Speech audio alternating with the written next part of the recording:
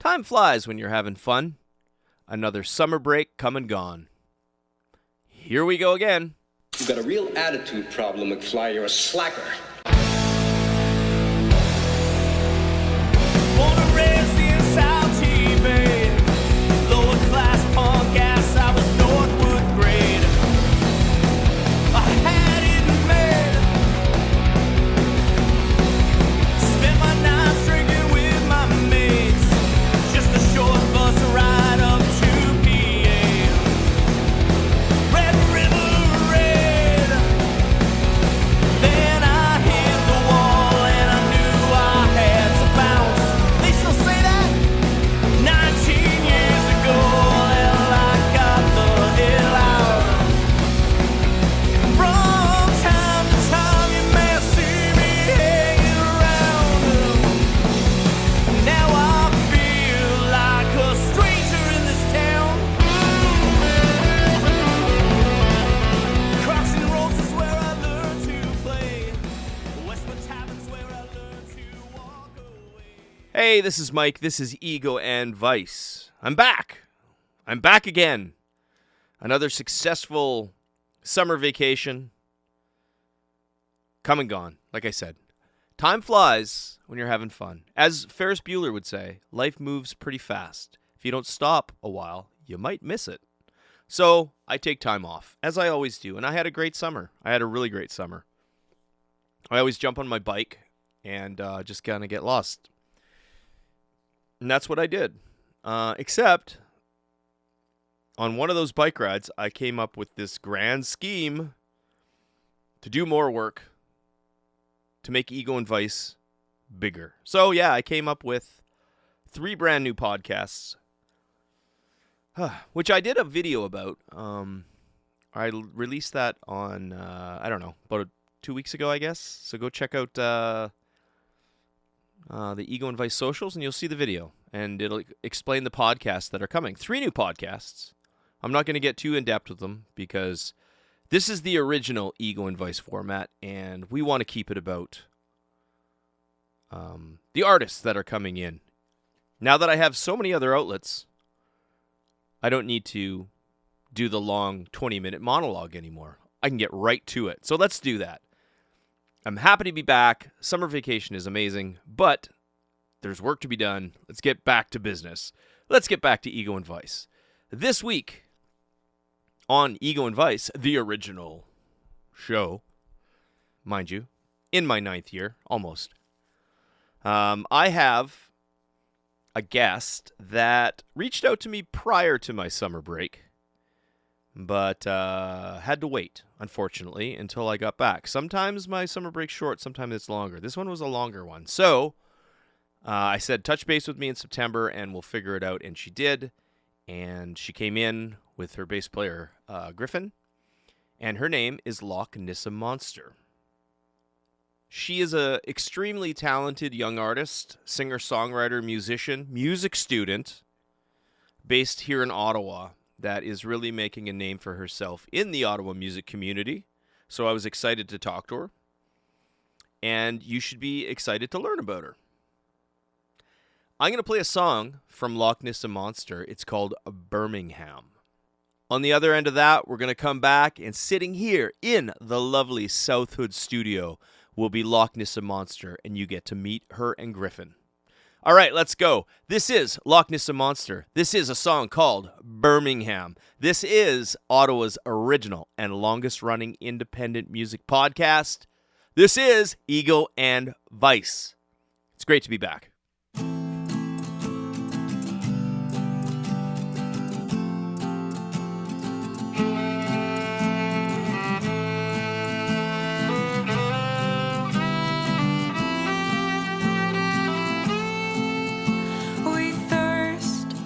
Parched land, thirst for rain. So we escape the city smoke to fill our lungs again. Grass and rock course under our feet. We've got business to care for and bodies to bury.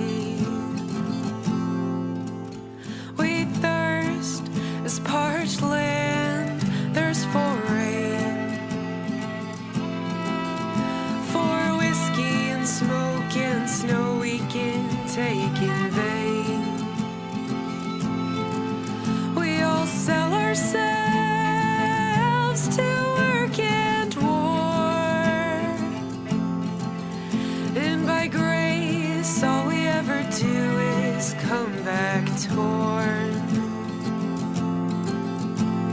I'm the train on the tracks, but I'd never know if there was one coming. 'Cause I don't ever look back, I don't hear through ears that keep. Oh man,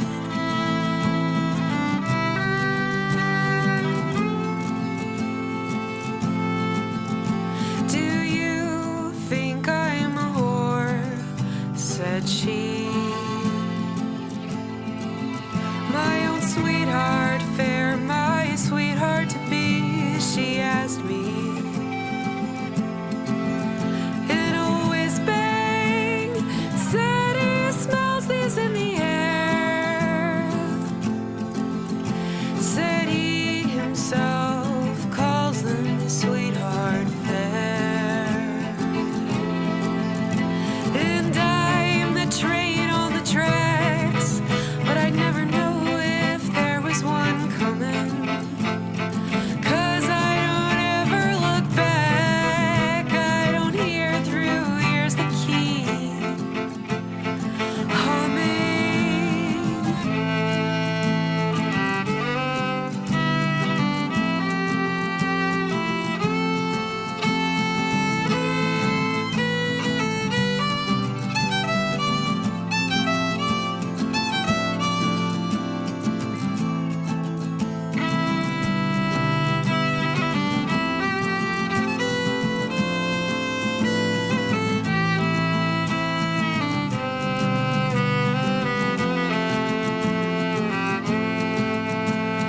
I'm the train on the tracks, but I'd never know if there was one coming.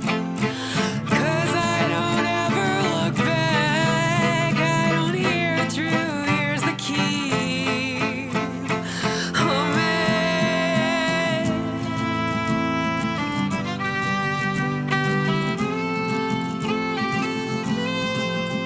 We thirst this parched land, thirst for rain. So we escape Birmingham to fill our lungs again. Come for our love, come for our sanity, but come for our goods, we'll make you bloody. What's up? This is Neon Ghost House, and you're listening to the Ego and Vice podcast. Very attentively, I hope. Hey, we're back. This is Mike. This is Ego and Vice, episode 164. I'm back. Summer vacation is over. I can hear the crickets cricketing. That cricket's driving me nuts. That cricket has been there for like all summer. And I'm a winter guy, but summertimes I take a couple months off just to go jump on my bike and, get lost in the woods. But I'm back. Ego and Vice is back. I've already launched this big campaign of new podcasts that are coming out. And now I have to stick to it. So, fuck. Should be good, though. But today, it's not about me. It's about my guest, who is sitting here in Southwood Studio. We worked this out early in the summertime, and I said, I'm taking a break. And then I said, give me a shout back in the fall. And I got the shout back. So sitting in Southwood Studio is the one, the only, Loch Nisse Monster. That's right. And Griffin. Hi. The bass player. What's shaking? What's going on? We're here. We're happy to be here. Yeah, as you said, I hit you up around the release of Forensis, which is my debut album. But we're finally in the studio. You are chatting about things. I refer to this glorious establishment as Southwood Studio. Oh. Yeah. Otherwise known as my second bedroom. Okay. Once my first bedroom. Oh. But I converted it for your comfort, not for mine. Now I sleep in the closet, more or less, across the hall. But if Ego and Vice is anything, it's accommodating. Yes. Yeah. So. Can confirm. So let's talk about you, Nissa and Griffin. Just before we get into any history or the origin stories. How's the summer been? Good. Personally, I've been, doing school, doing music and other things. Yeah, just further promoting the album, and I don't know, I had a great time in BC. I got to see some music there. Did you yeah. go down there for something music related? No, I went with family. We did some mountain climbing in Washington, and I checked out some local venues, which was fun too. Did you see any shows? Yeah, Yeah? yeah. Yeah, that's cool. Yeah. That's cool. Griffin, how was your summer? It was good. It was uneventful. Just a lot of practice, Yes. getting ready for school. We're in music school, by the yeah. way, so that Very cool. explains that. The impending term, and then now we're here. This might be an obvious answer, and I don't want you to answer it with the obvious answer, but what do you learn in music school? Don't say don't say music. Do Don't... we have to avoid that word? Well, yeah, kind of. It's like I go to music Okay. school. You must Okay. get that a lot. Like, what are you doing? Oh, Yeah. You know. Theory, history, ear training, bit of sociology, physics and psychoacoustics, performance. Those are some things. Do you have any other ones, Griffin? Complaining sometimes. We do play our instruments as well. Yeah. Which is Yeah. for with other people. The main thing that we're there for is to just play with other people who we wouldn't usually. I feel like, especially aside as from an the education. instrumentalist, right? Yeah, definitely. How do you choose like to go to music school? Like, is it like I play guitar, so I have to take this certain music school course, or is it all encompassing and you can bring your own instrument in, or you can learn to play other things? Like, or like, how does that work? I don't understand. Yeah, I mean, people have so many ways of doing it, so many reasons. It's definitely not the route for every musician. For most musicians, it's not. Well, yeah, I have a friend that went to music school, but he went when he was like he went back to school. He was in his 30s, but he played in rock bands and punk bands as a drummer. Yeah. And he was awesome already. And he's like, yeah, I'm going to go to school. And now he went to school, and now he's like a music teacher and a high school teacher. But I always thought that was kind of crazy. It's just like, but you know how to play drums really, really well. Yeah. He's like, yeah, but I'm going to really learn how to play drums. I can't really tell the difference, but there's a lot going on in his brain now. Is it kind of the same thing? Did you always want to go to music school? Were you ever kind of self-taught? Yeah, I would say I'm totally self-taught. I'm in the singer-songwriter stream, though, so I feel like that makes a bit of a difference. Taught myself guitar and just sang and writing. Did you have bass lessons before? Or? Here and there, but mostly self-taught before music school. Yeah. Yeah. Okay. Very, very interesting. I am an old school punk rock kid who picked up his guitar and started on one string. Bam, bam, bam, bam.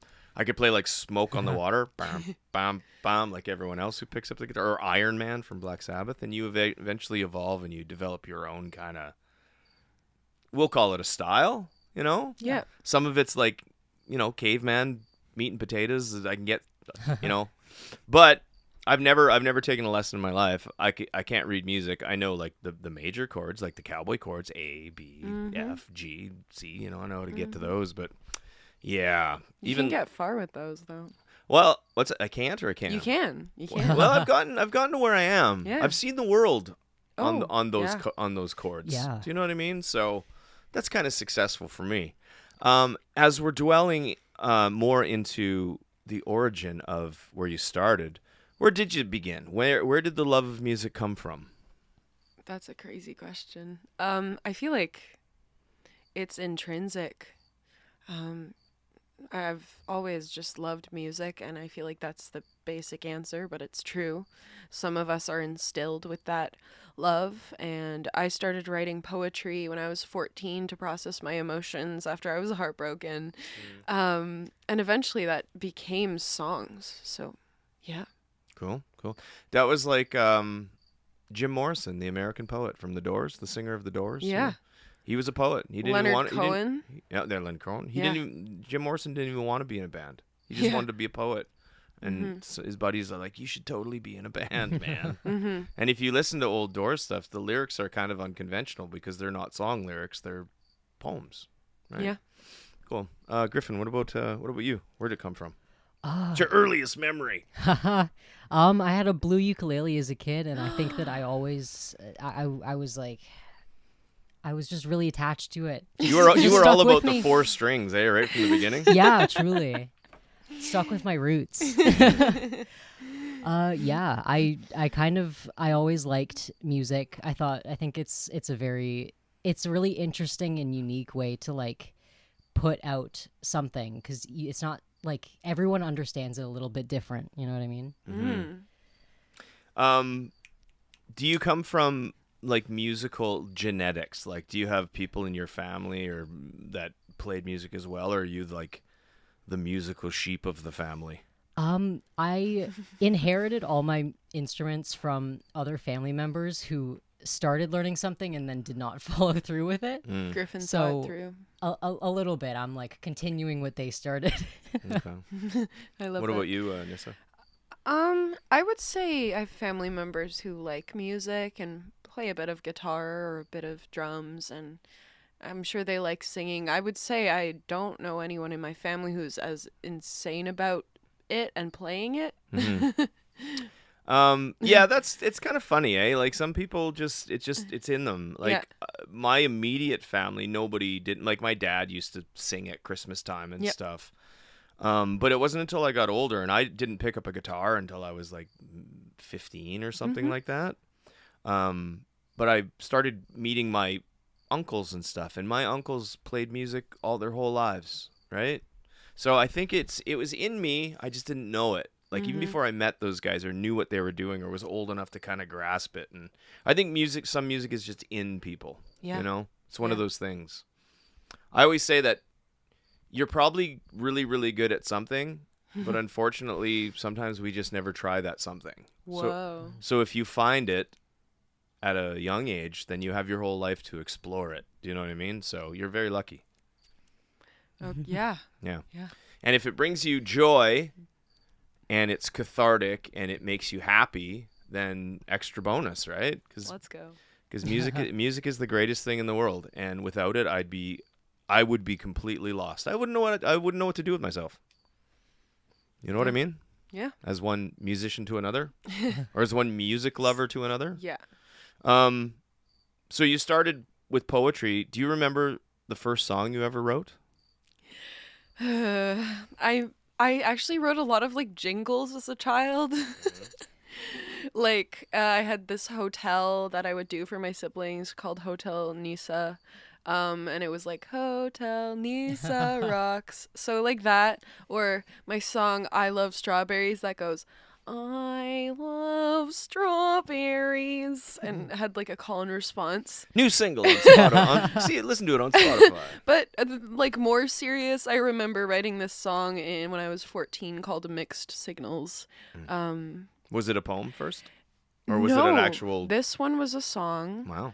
It was very of the time, very pop. And I wouldn't... It was not my style now, but it's funny to look back, and it was actually quite well written for the place I was in. Did you mean to write it? Or was it one of those things that just happened and that was the aha moment? Like, holy shit, I'm going to do this more. I don't know. I don't know when that transition actually materialized, but it seemed very natural because I played a lot of music, and it just turned into that. Probably natural because it wasn't like that uphill battle. It Yeah. was just very natural. It's like this feels normal. That's why you can't remember the one specific kind of I don't, you know what I mean? It's just like that's just what I do. I don't remember the first time I sneezed, but it's you know what I mean, but it was very natural thing to do. Yeah. Yeah. Totally. Griffin. First, I don't know. Do you oh sorry, I guess I should tighten that up a little. Yeah. Do you write songs? Are you a songwriter? Or I'm you, actually curious because I don't know this. not in any meaningful way. I do a little bit like for myself, but unlike a lot of the singer-songwriters in the music program we're in, I think that like having that out publicly is like terrifying. Like, it's actually my worst nightmare. It's so fun. I am exposed. Yeah, that's fair. It's so much fun. So as you started to write songs and obviously started getting better and better at it, Thank you. Earlier songs you said that you wrote that wasn't really your style. What do you consider you've kind of evolved into? What do you enjoy playing? The hardest thing is to answer, like, what kind of music do you play? And then you go, oh, God, it's kind of a little bit of this, a little bit of this.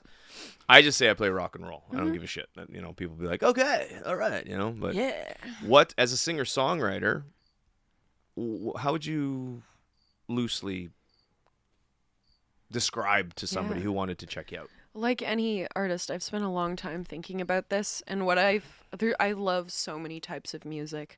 I love like hardcore stuff, punk, metal. I like hip hop, R&B.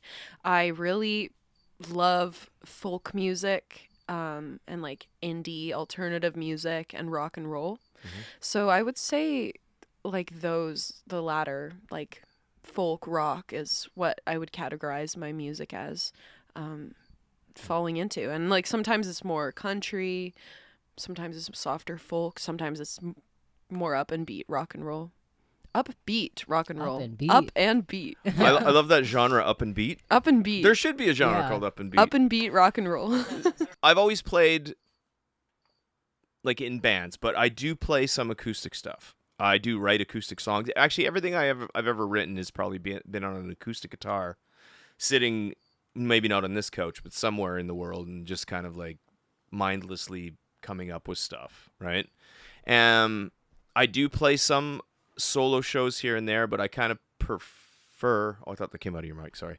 But I do prefer playing with a band. Do you have a preference? I really like exploring the different things you can do with music. Oh, hi, Kat. Whatever formation that is, I think it's so exciting and fun to play with a band and watch your music come alive that way.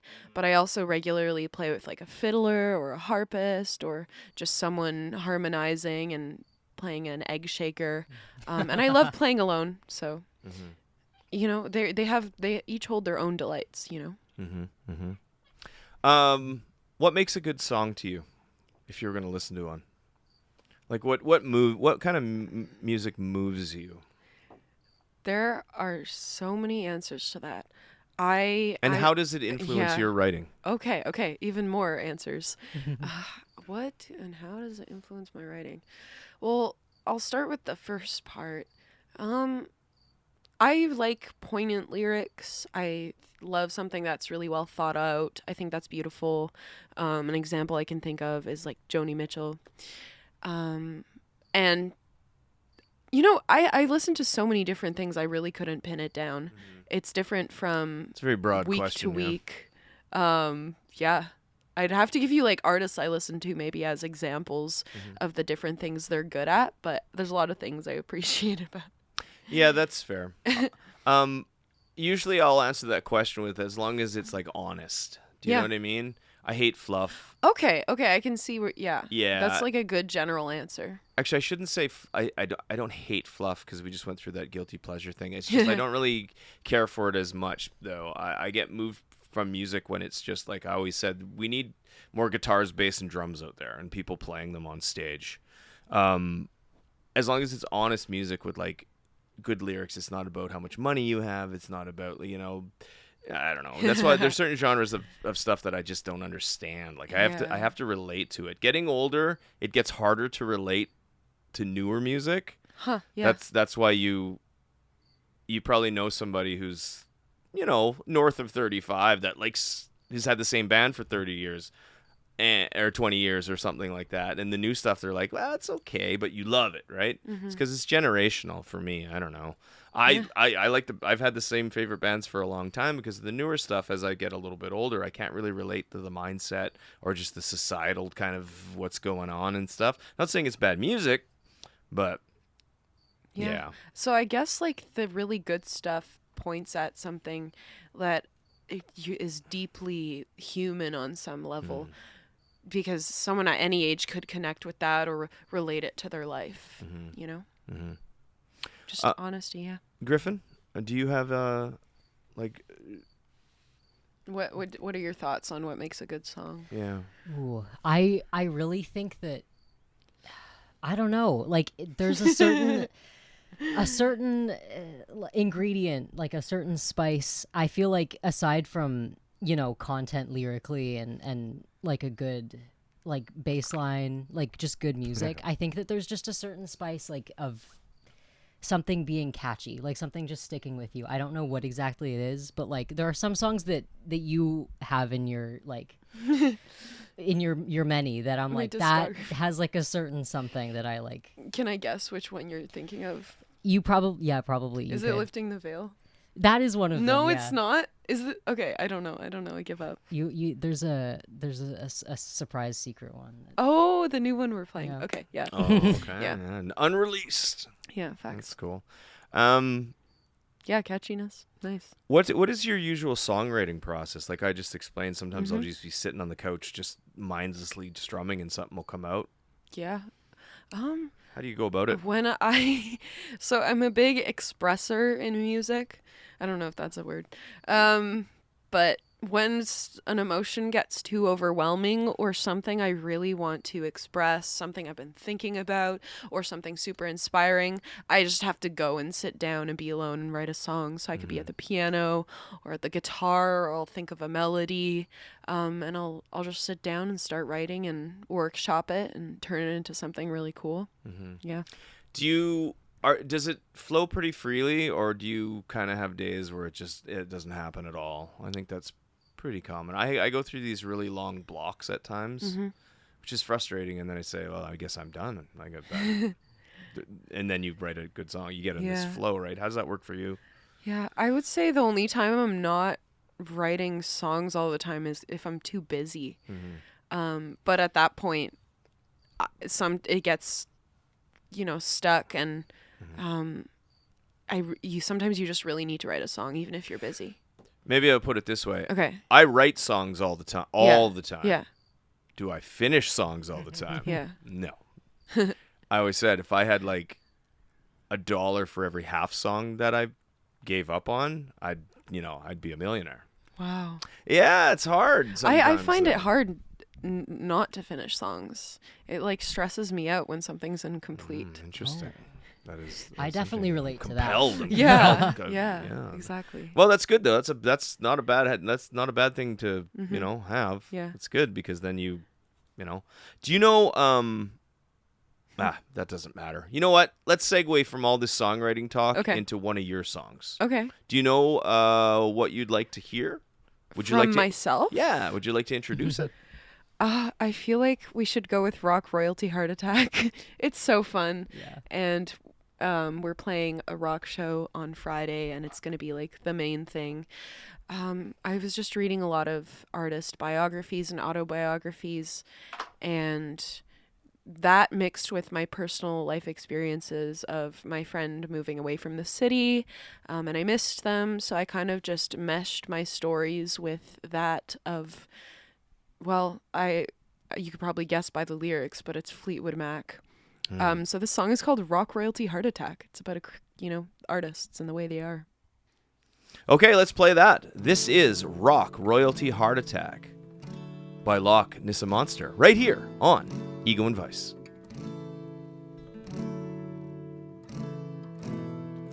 Be our Lindsay, be our Nix. Love like you've got slack. Take the back road out to the sticks. Rock royalty, heart attack.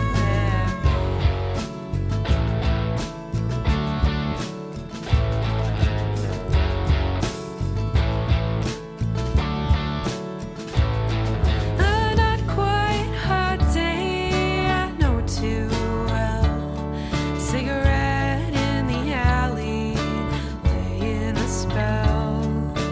Open on the page the ink I'm jealous of.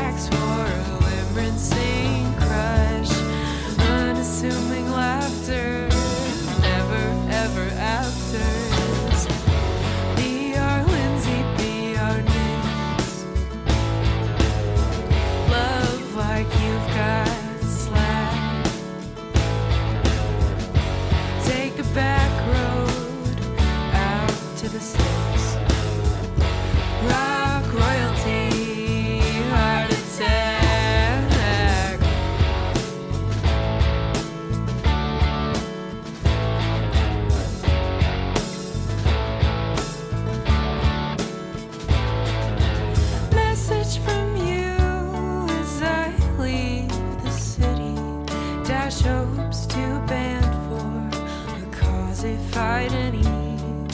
Chair swings on the porch, watching the stars. Put down the pipe when you look from afar. Aprons curl at the bakery. You want a motor jet black hat. She recognized we must have fell through. You sped off listening to the Dukes, tan and black, and she sang, be my Lindsay, be my Nix. Love me like you've got slack. Take the back road out to the sticks, my rock royalty heart attack. Be our Lindsay, be our Nix. Love like you, still got slack. Take the back road out to the sticks. History, heart attack.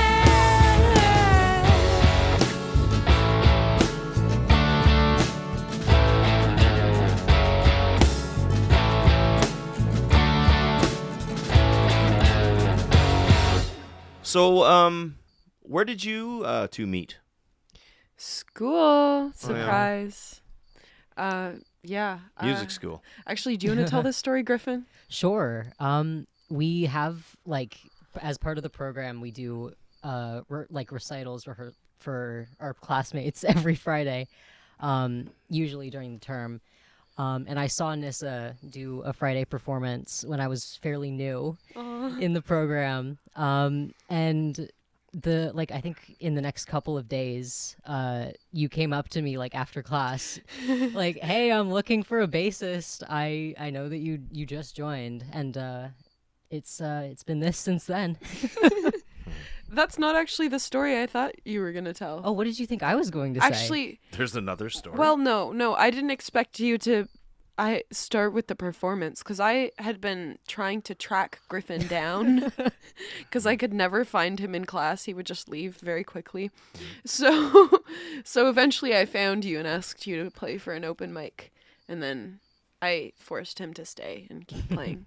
Yeah, cool. it's been fun. I must say, Griffin, too, for a bass player, you have excellent mic skills. Yeah. Yeah. There's some bass players in here who hold the mic up here and try to talk. So, well done. my gosh. Well done. I don't want so to be heard. who else is in the band? Should we give a bit of a shout out to somebody Yeah. else? Because you said there was. Yeah, of course. There's multiple more people. Mm-hmm. We have Chloé Martin on drums, who I also met at school, and Laetitia Lemieux, who I also met at school. And those two I've been playing with them the longest, so like a couple of years. What did the second person play? Oh yeah, right. Like guitar, electric, Guitar. lead guitar. And in the band, you sing and play guitar. I obviously. sing and play guitar. Cool. And how long has the band actually been together? Yeah, the specific collection we played our first show all together on April 28th, 2023, 2024 at Live on Elgin. Yeah. There you are. Is it all under Loch Nisse Monster? Your acoustic stuff, your band stuff? Yeah. How So do you- that's whatever how do you comes feel out about of that, me, Griffin?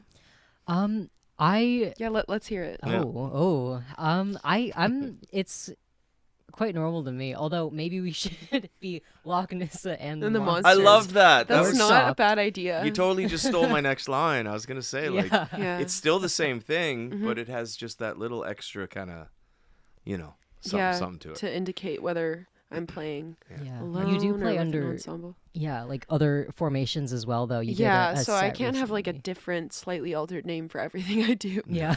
And it is like my artistic work that's, being presented. So. Sure. Hey, if your band is cool with that, then that's the way she goes. Yeah, in my band, I have a bass player and a drummer, and they show up and play their instruments. I more or less Yeah. tell them what to play. Like they throw in their own little styles and stuff, but they Yeah. don't pay a dime in the band. I pay for everything. Yeah. But that gives me complete control. Yeah. Complete domination, anyway. And that's the way I like it, because Mm-hmm. at this stage, I'm just not arguing about stuff anymore. It's like, I don't care if you don't like that bass line. Go start your own band. Play that bass line elsewhere. Yeah, right. Take I your don't mean fancy, it. I don't take mean it. I your like your- fancy bass line elsewhere. I like your bass lines, Griffin. Oh, thank you. No, we get along great. And there's an understanding, right? Like, I think in every single team or band, it needs some sort of captain to kind of guide the ship, right? And there's that old saying, too many cooks in the kitchen, where it's like, you know what I mean? You need the chef. Anyway. So you said your first show was on at Live on Elgin, and Yeah, as a band As a in this band. specific formation. We played like a house punk Halloween show the October before, and I've been playing for longer than that too. what's your kind of ratio of solo to band performances? I play a lot of features solo, but it might be like half and half currently, just because like I'm more portable and I'm more flexible. Yeah. But I love playing like shows, big shows at venues with extra instrumentation. Absolutely. And speaking of that, I see that there's been shows at the Rainbow, Live on Elgin, the Gladstone. Yeah, that's happening Friday. Oh, that's the newest one. That's right. Yeah. That's kind of cool. Yeah. Avant-Garde, which we Yeah. actually, well, I guess we We played shared a bill, yeah. Yeah, that's right. Like I was explaining to off mic, I'm friends with Alex, the owner of Avant-Garde, and sometimes when he's putting a show together, if he needs an opener, he'll just give me a call and say, "Hey, do you want to come play 20 minutes?" And I'll be like, "Absolutely." And then I usually leave, because anyway. But yeah, so we kind of shared a bill anyway. The Gladstone, that's pretty fun. Let's save that for a minute, just because it's hasn't happened yet. And it's more recent. But some singles have come out since 2024. Yep. April 5th, 2004. Mm-hmm. Fog in the Window. Yeah. And then October 30th, there was Anything But Evidence. Yeah. And December 19th, Not to Know You. Yeah. Is that right? Mm-hmm. So 3 singles in 2024, Yeah. which continued into 2025. Mm-hmm. February 11th, you had St. Valentine's Day, which was very close to Valentine's Day, which Yeah. is well strategized. Thank you. April 4th, you had Your Catalyst. Mm-hmm. And then May 31st of 2025, you had Rock Royalty, Yeah. Heart Attack. So Yeah. you've been busy. Yeah. How is the I always ask this question. How do you feel about releasing singles over EPs or albums? Do you ever plan on releasing like a bigger chunk of music, or the single route is the best way to go? Well, I did put out my album in June. Ah, shit. I'm sorry. The one and only, but the singles leading up to it, like, I don't think I would release singles as not part of a collective work eventually, just because of how I feel my art is like parts of a larger painting, in the way I approach it. But definitely singles are the way to go, and then like an album is, preferred. Yeah, singles keep people kind of interested, and it also keeps you in the moment, right? Exactly. Sometimes albums drop all at once. If you release like a 15-song album, it's like people know like the one song, and all those deep cuts that you put so much work into barely get listened to. So, but if they were singles first, people will look for them. Yeah. So that's good. How is the recording process? Where did you go? How do you So I'm a new artist. I'm an independent artist. I do everything myself pretty much. And then people also help me along the way when I ask them to. For this thing, I worked with like a few different producers, different recording engineers, and mixing engineers, mastering. I started off as a trial because I won a songwriting and poetry competition at Carleton with my song Fog in the Window. And the prize for that was to record the song. But then I kind of wanted more creative control over that recording. So I'm like, I have it recorded anyway. I may as well choose to record that song that I wanted to re-record. So I re-recorded it with Kieran Isley, who is awesome. He won Sound Engineer of the Year, I think, at the Capitol Music Awards. Wow. But yeah, so I recorded with Kieran, but the bulk of the album was done with Flynn Graham, who's, a local musician and producer. Yeah. I look at it this way. It's like I have the ability to record my own music. Yeah. But I can be my own worst enemy sitting here with no input, doing a lead or something 155 times, and it's the same thing, right? And through my course of being involved in music and creating music, is that I look at it this way. I don't do my own dental work. I leave it to the professionals, right? I'll create the stuff, and then I'll go record there, and I still produce the music. Like, they don't go, we're gonna change this and cut. And I said, no, I'm producing it. You're just please engineer it. Yeah. And mix it. But I'll sit in on the mix too to make sure it's like because I want to hear it. It's my song, right? So, but for the recording and engineering, I don't have time for it. I'd rather pay for it. Yeah. To be honest with you. Yeah. Anyway, it's almost like why I don't do video for this. It's just like it's too much going on. It's too much on your plate, and when you're too busy, you'll miss something. And sometimes you need to have that hand on your shoulder, going, just settle down here. Listen to what you're doing. So, where do you want to go with music? Like, what is the dream, if you would? Everywhere. My plan is to perform and record music and tour it, and maybe do some other industry stuff on the side, like sound engineering, journalism, or whatever. But I love to perform, and I love to create art and make music, and that's where it really sits for me. Yeah. Yeah. I respect that.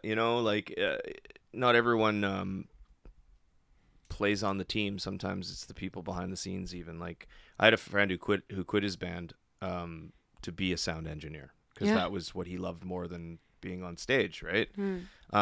One way or another, music is always in you, and the beautiful thing is you can do it forever, right? When you're young, you're super hungry and you have all this energy, and you can you have these dreams to aspire to do all these great things and follow every single one of them. Don't ever quit. Don't ever stop. Don't let anyone ever make you feel smaller than you are, or that your music isn't good, because fuck them, right? And just keep doing it. Honestly, that's what I tell bands that come in here. They say, well, do you have any advice for me? And I said, just never break up, like, as a band, because if you break up, you're not going to do anything. 10 years from now, people will say, oh, I know that band, because you've been together for 10 years, right? Anyway. But that's awesome. That's awesome, and I have no doubt that you'll succeed. Are you going to take Griffin along with you? I mean, yeah, he does good. Yeah. Mm-hmm. You up for the ride? Yeah. Is that your kind of look on what you want to do as well? I'm kind of nebulous on it. Like, I definitely want to keep options open for like a more traditional career, just in case. But yeah, I really enjoy playing with the band. It's like it's given me so much in terms of like experience, but also just friendship. Yeah, you know what I mean. And everyone needs a good bass player, so you're always going to be. Griffin is phenomenal. So technically skilled, very groovy. Mostly super just on time. Awesome.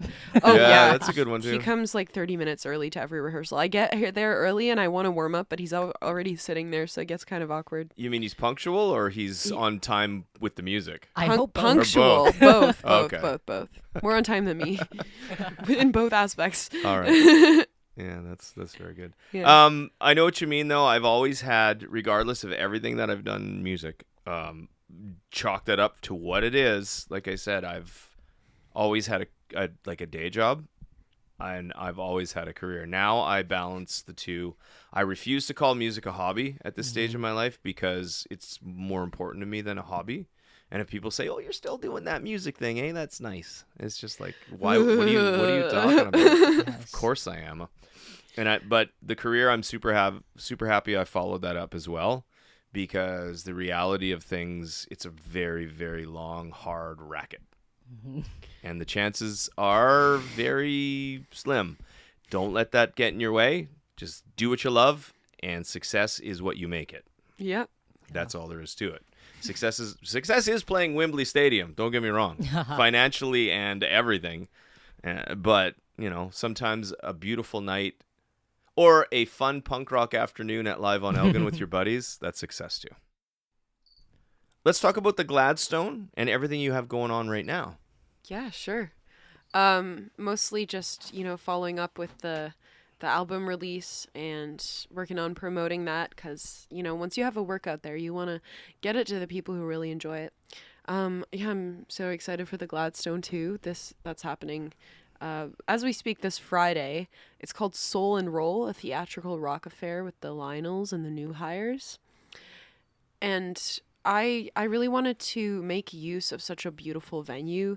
They don't often use it for music for multiple reasons, but it just seemed like such a perfect place for like old-fashioned rock or soul. So, well, it's a performance theater, right? Yep. So who said there couldn't be live music? Yeah, I'm who sure said we there's can been perform? something there at some point. Yeah, there has. Love the New Hires. I'm good friends with Max, the singer. Yep. He's going to be co-hosting one of my future episodes. I saw that. shows. I saw that. Yeah. Yeah. Oh, that's another thing. We'll talk about that off mic, though. Yeah, that's going to be super fun, the Gladstone with those guys. And yeah, it is a great, great venue. I've seen many a live performance there as far as like theater.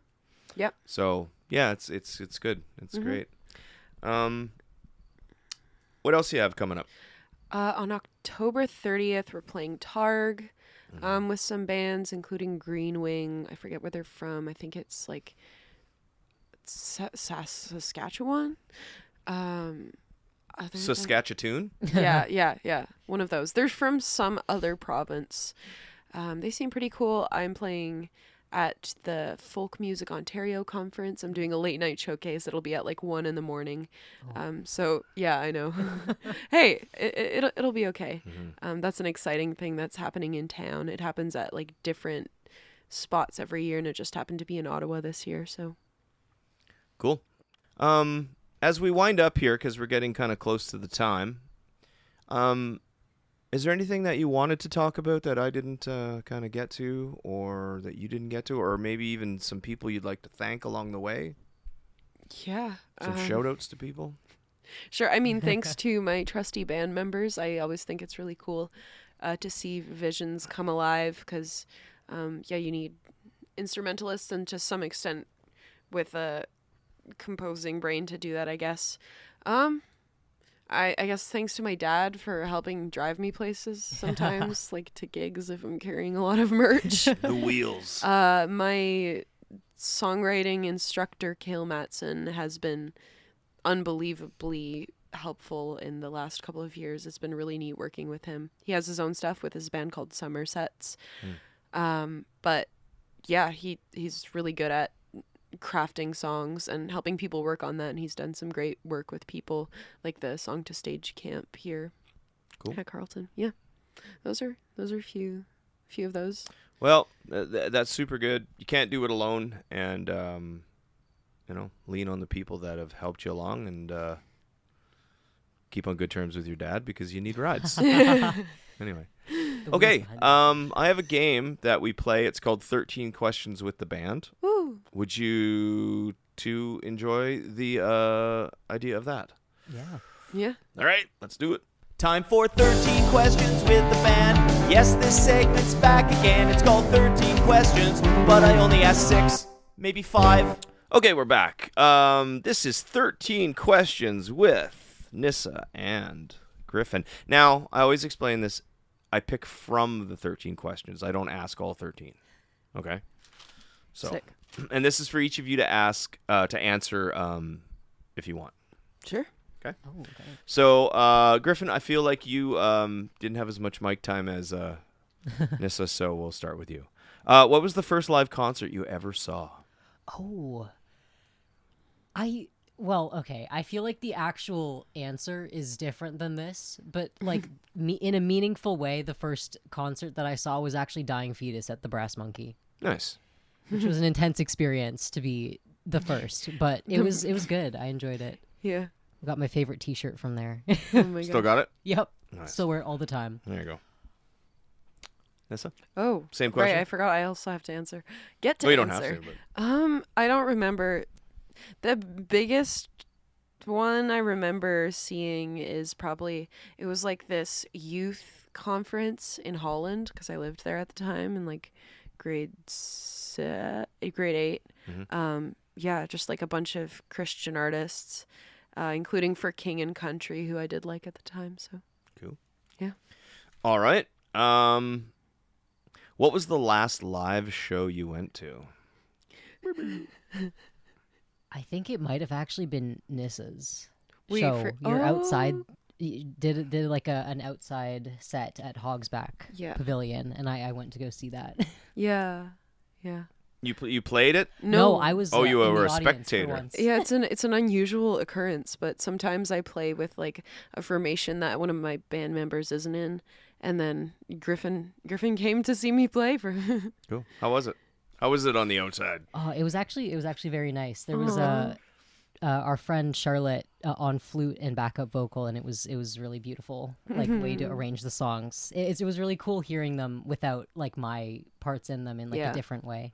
Yeah. My dad did say he missed the bass though. He did. I felt very good about that. Yeah. Did you scream from the crowd? I know this one. I know this. No. Anyway. Oh, so tempted though. For Nissa, yeah. last live show you. I mean, you I saw. go to like 3 a week, just like by accident or on purpose. There's always live music around, but last night I went and I reviewed the last City Folk night for the Charlatans. I was hanging out there. Very yeah. cool.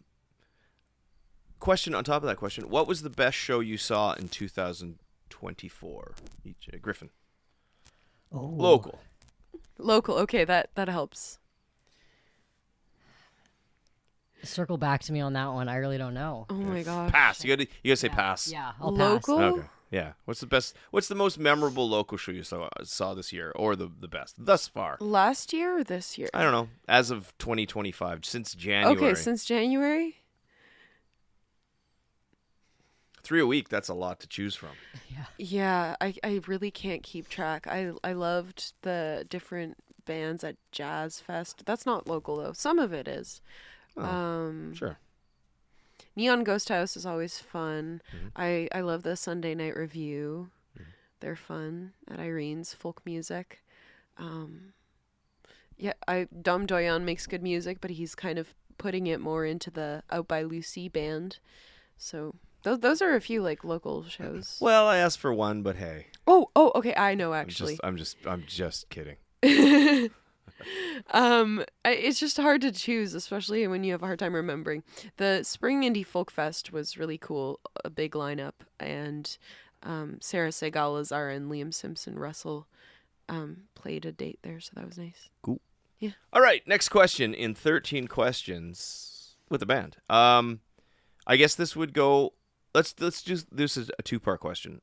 As a band, who would you love to open for? Who would you love to open for?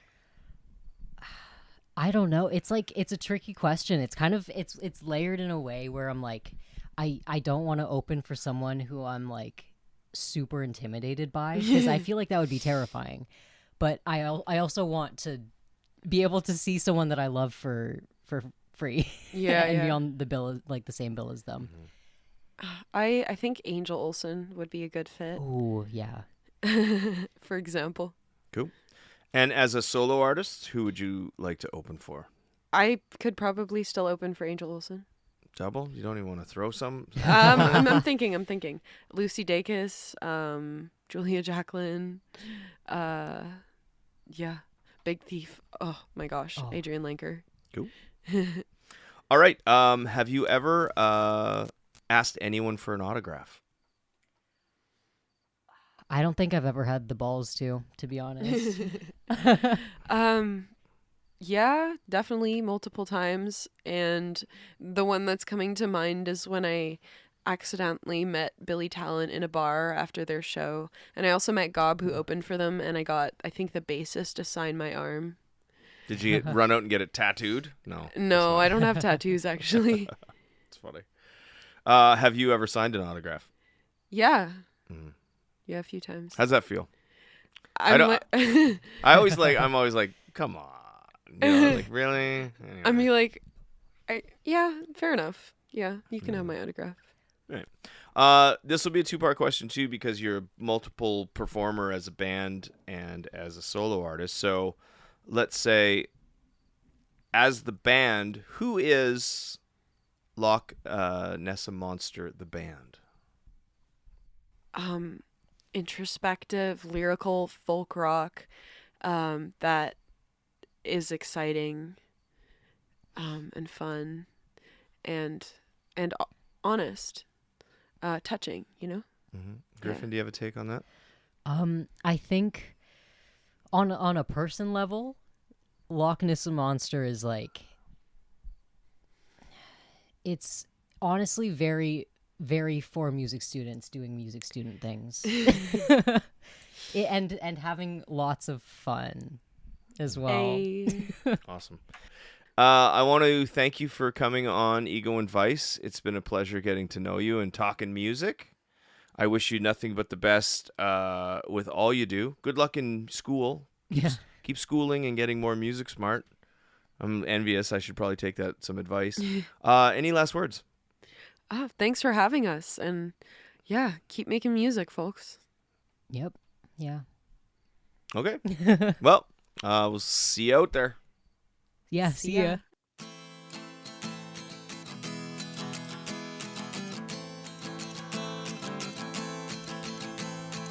I'll dress you in lace for tomorrow's funeral, preserved like a graduated porcelain doll. Paint your nails and you'll lie nailed to a coffin bed, hoping you'll see this murderer before you're dead. Don't make me break your heart on St. Valentine's Day. I'll tear it apart, I won't make you wait. This is the end, there's more ahead.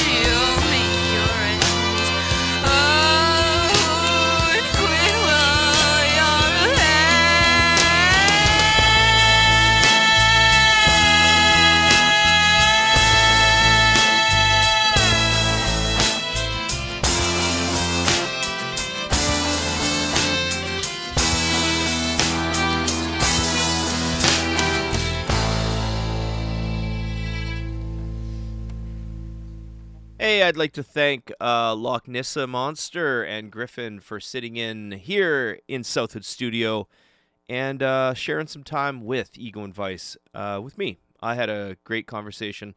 Fun. Very, very nice people. Very, very talented musicians. And I look forward to seeing what they do in the future.